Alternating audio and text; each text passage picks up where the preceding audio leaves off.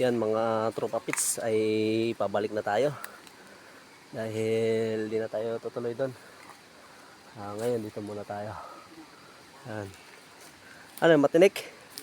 Ay, meron talaga sadyang may mga kawain na matitinik. Ay, grabe mga santol dito. Lalaki no. Yung bukas na bukas ah. No?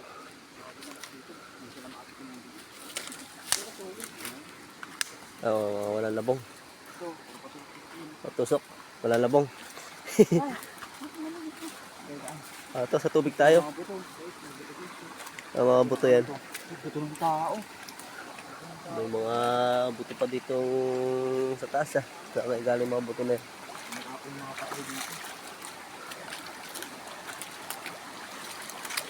Yan, dito tayo ngayon. Daan.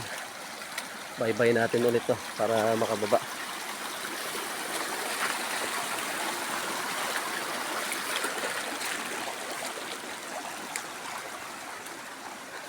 Balik na ulit tayo. Di na nakita yung baboy mo.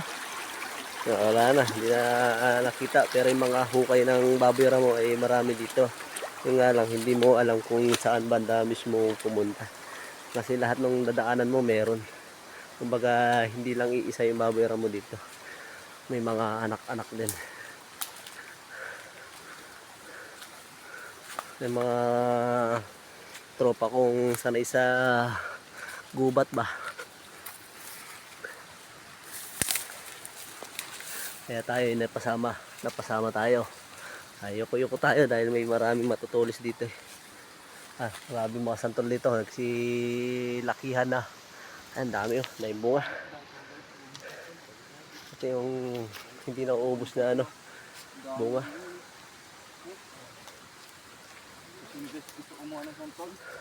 Mga gusto ng santol, umakyat lang dito. At maraming bunga.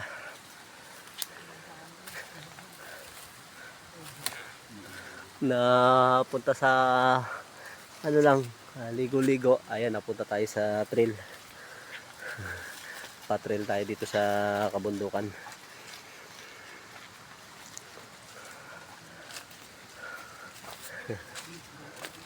Kaya, may nakita kayo?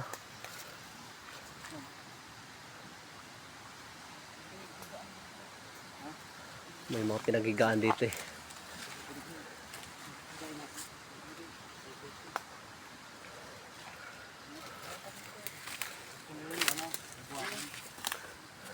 Kita mo?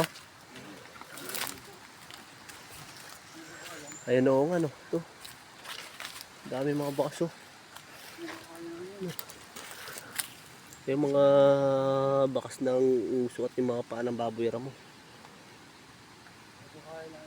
Dahil walang ibang hayop na pupunta dito kundi yun lang. Kaya lahat ng pinupunta namin ay may mga bakas talaga. Iba mga yapak. Ibig sabihin, meron talaga sadya dito sa bundok na hindi mo makikita kung saan sila. Dahil yun ay wild kaya mailap.